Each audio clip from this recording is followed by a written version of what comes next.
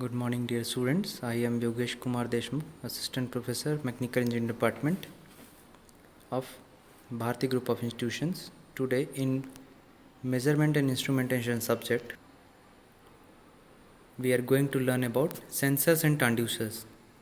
What are sensors and what is transducers? Let us see what are sensors we are using daily in life. हम लोग अपने घर के आसपास देखते हैं डेली सेंसर्स. देखिए यहाँ पर करंट सेंसर है जो करंट को सेंस करता है. गायरोस्कोपिक कपल है. कैमरा है. कैमरा भी एक तरीके के सेंसर्स है जो हम लोग सेंस करते हैं. गैस सेंसर है आपका. एक्सीलरोमीटर है ना. प्रेशर सेंसर है. थर्मोमीटर है. Temperature sensor. रेडिएशन सेंसर है.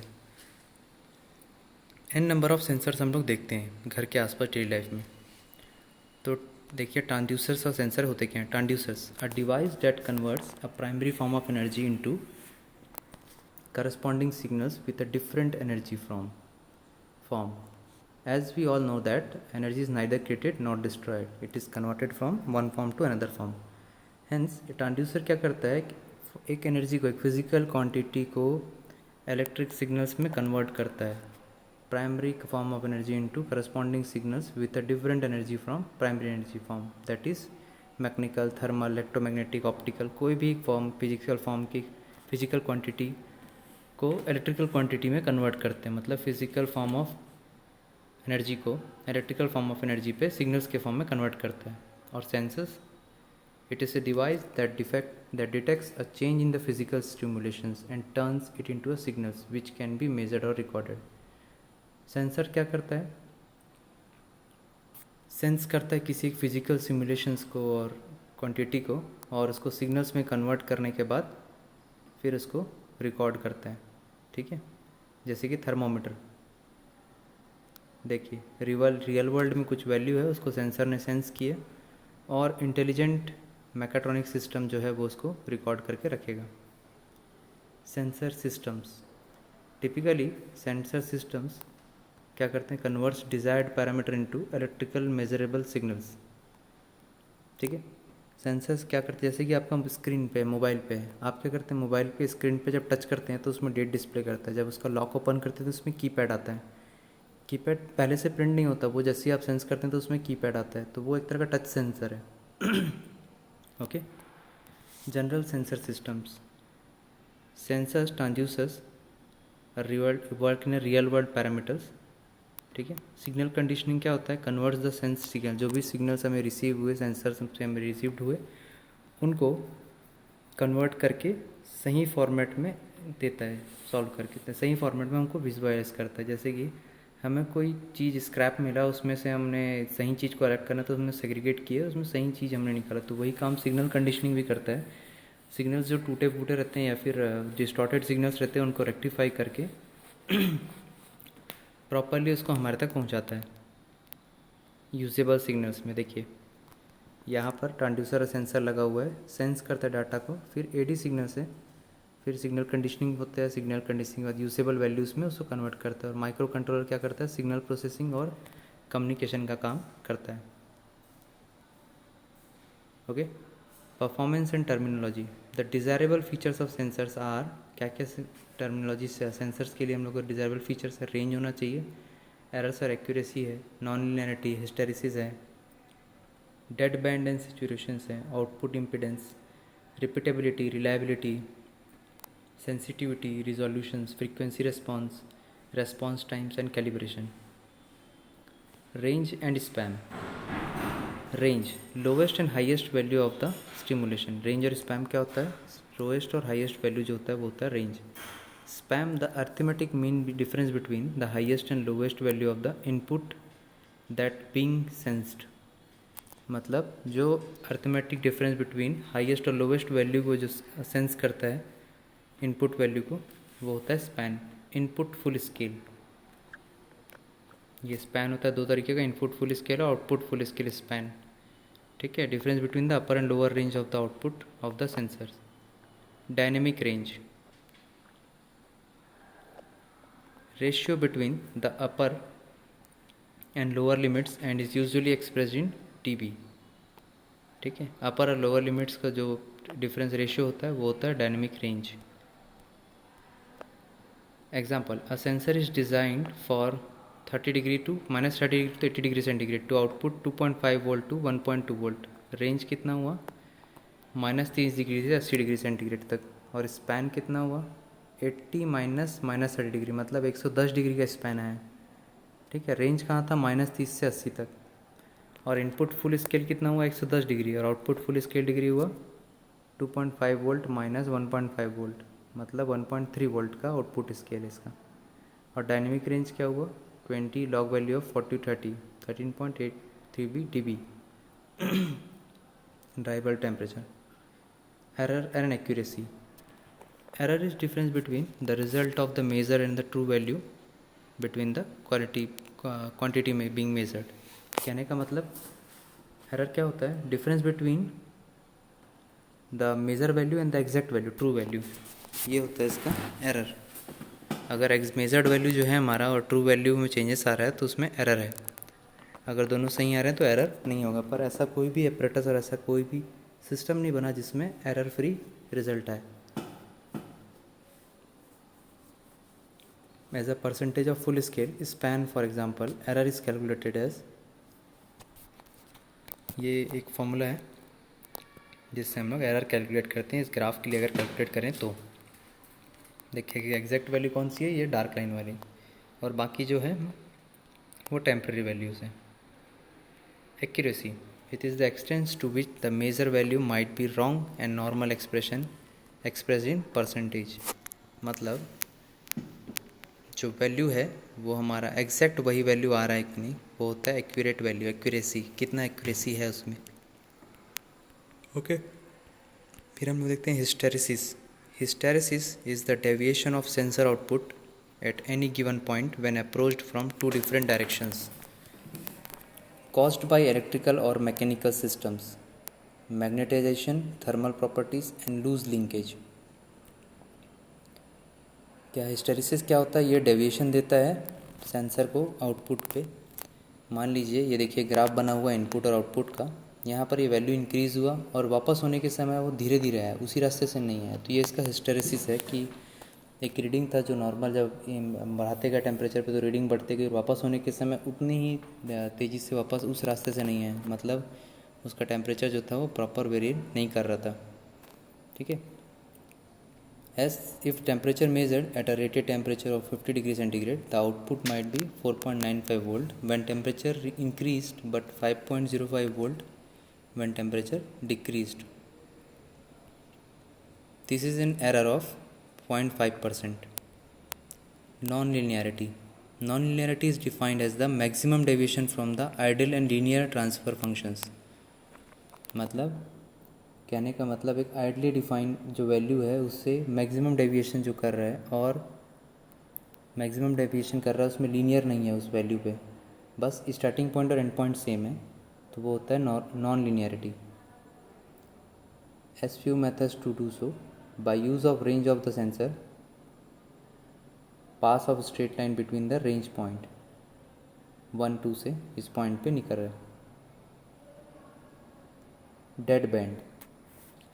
A lack of response or insensitivity of a device over a specific range of the input. Dead band क्या होता है कि बार बार हम लोग मेज़र कर रहे हैं पर वहाँ पर उस जगह पे लैक हो रहा है रिस्पॉन्स करने में उस टाइम बिंग के लिए. मान लीजिए एक टेम्परेचर रेंज पे जाके आपका मीटर वहीं पर स्टेबल हो जाता है और वो आगे रीड नहीं करता, फिर अचानक से वो आगे रीड करता है, तो वो उस जगह के लिए डेड बैंड है. In this range which may be small, the output remains constant. The device should not operate in the range unless its insensitive is acceptable. तो डिवाइस है वो उसको रेंज पे हम लोग काम, the device should not operate in this range. इस range पे डिवाइस काम नहीं करता और उस रेंज पे इनसेंसिटिविटी रहता है. जैसे कि देखिए यहाँ पर एक ग्राफ था, वो पहले रेड पोर्शन में दिख रहा है कि स्टार्ट हुआ, फिर एक जगह पे आके वो कांस्टेंट हो गया, उस जगह पे उसने रीडिंग नहीं दिया, फिर अचानक से उस जगह पे दूसरी जगह पे बढ़ने लगा. तो उसके बीच वाला जो पोर्शन था जहाँ पर कांस्टेंट था वो था उसका dead zone. Output impedance. Ratio of rated output voltage and short circuit current to the port. ये आउटपुट इम्पीडेंस है. Repeatability, also called reproducibility. Failure of the sensor to represent the same value under identical conditions when measured at different times, usually associated with calibrations. रिपीटेबली मतलब बार बार हम लोग sensor पे काम कर रहे हैं और सेंसर जो है फेल कर जा रहा है, हर बार पे सेम आइडेंटिकल वैल्यू नहीं दे रहा है, तो वो होता है रिपीटेबिलिटी। हर बार अलग अलग वैल्यू देना। बट हम क्या चाह रहे हैं कि हर बार वो वैल्यू सेम दे, तो वो रिपीटेबिलिटी प्रोसेस क्या होता है कि बार बार सेम वैल्यू मेज़र करते रहे, पर सेंसर में कुछ समय के बाद सेम वैल्यू आना बंद हो जाता है।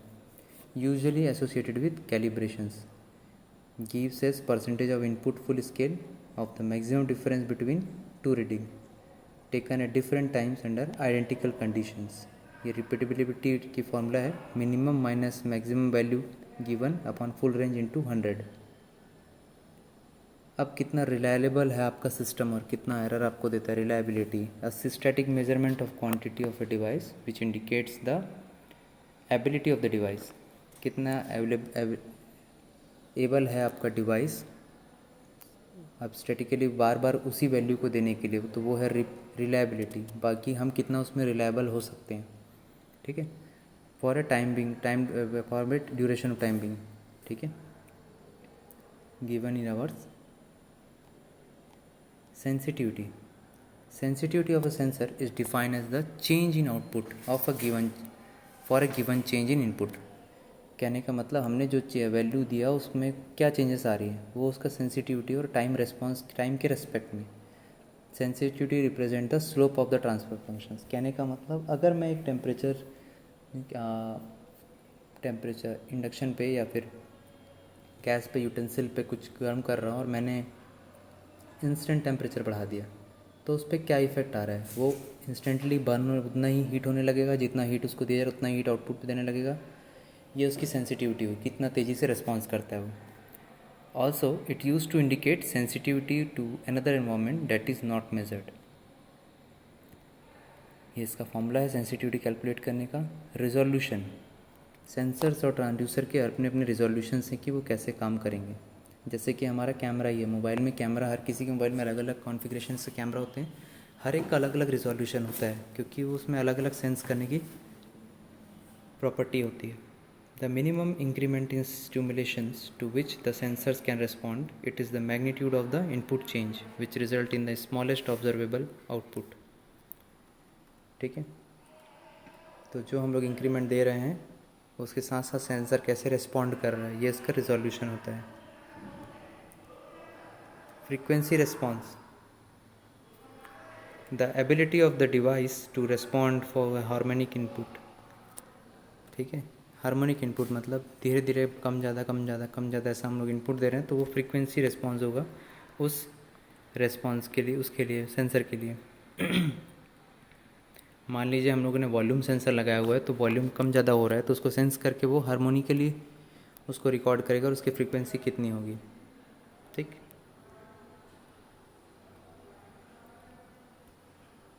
ये देखिए, ये आउटपुट है और एक फ्रीक्वेंसी, ये कैसा कम ज़्यादा हो रहा है।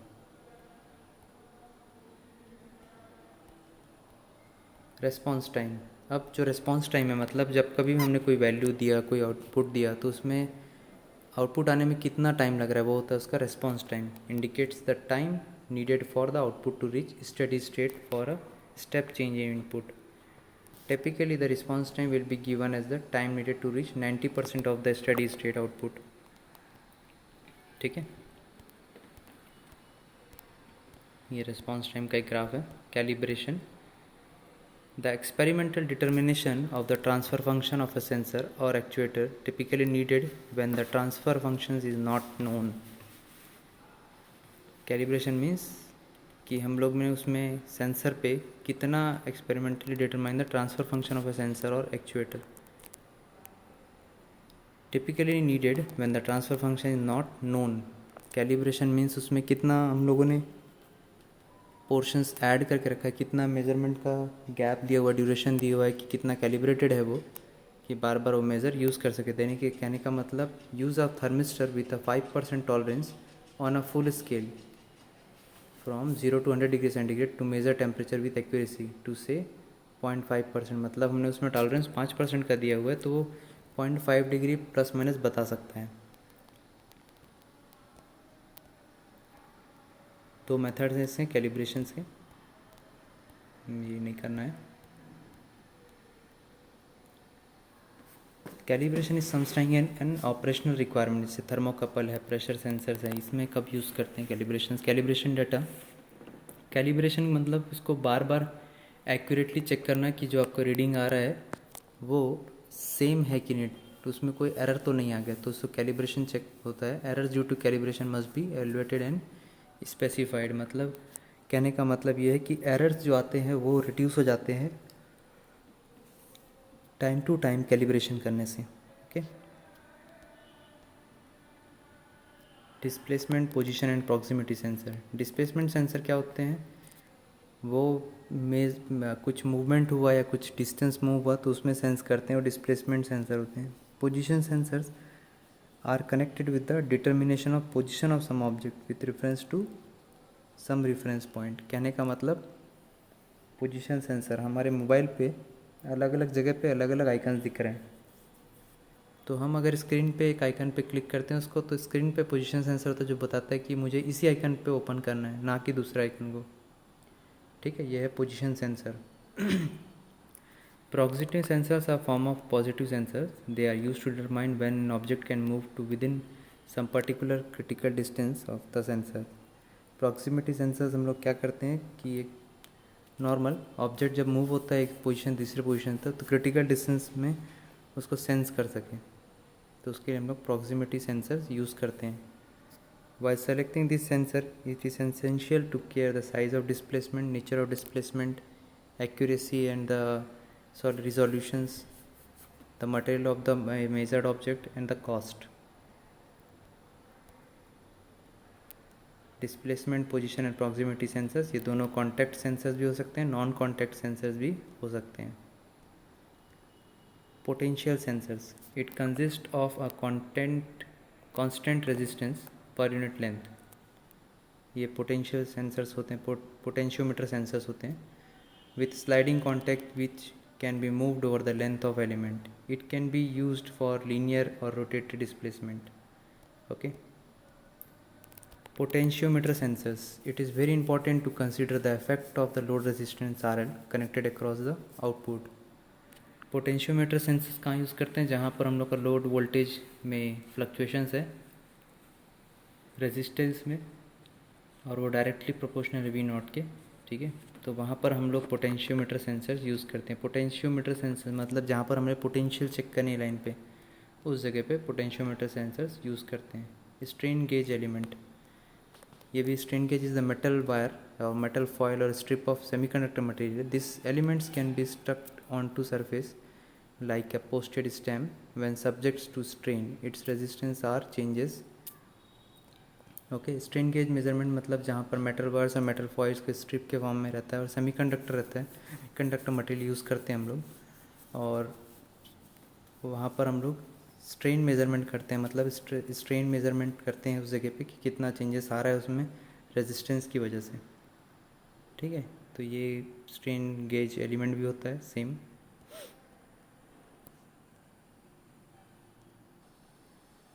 Strain gauge element, when the flexible element is bent for deformation as a result of force being applied by a contact point being displaced, then the electrical resistance strain gauge mounted on the element are strained and so give a resistance change which can be monitored. The change in resistance is thus a measure of displacement or deformation of the flexible element.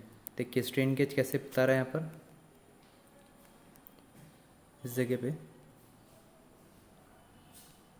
यहाँ पर आपका strain gauge, यहाँ पर देखिए beam बना हुआ है, ये बीम पे यहाँ पर अगर आप फोर्स लगा रहे हैं और स्ट्रेन गेज की वजह से यहाँ पर स्ट्रेन गेज आएगा, स्ट्रेन गेज मेजरमेंट के लिए लगा हुआ है। ठीक है, इस तरीके से काम कर रहा है। और ये देखिए सर्कुलर फॉर्म में भी है, ये भी स्ट्रेन गेज है, और ये यू शेप में ये भी स्ट्रेन गेज का एलिमेंट है। क्या बोलता है, when the flexible element is bent और deformed as a result of force. इसमें बार बार हम ये फोर्स लगाते हैं तो ये क्या करता है, बेंट हो जाता है, तो वहाँ पर स्ट्रेन गेज यूज़ करते हैं हम लोग, वो स्ट्रेन गेज में काम आता है उस जगह पे। Contact force being displaced, then the electrical resistance strain gauge mounted on the element are strained and so the resistance changes. Capacitive element, capacity means जहाँ पर कैपेसिटर लगाते हैं हम लोग मेजरमेंट के लिए, सेंसिंग एलिमेंट के लिए, वो कैपेसिटिव एलिमेंट है, ठीक है। The non linear, this non-linearity can be overcome by using a push-pull displacement sensor shown. The displacement moves the central plate between the two outer plates, so it's initially the distance between 1 and 2 equal the distance between plate 2 and 3. Okay तो यहाँ पर आपका use होता है capacitive element displacement. Okay, thank you.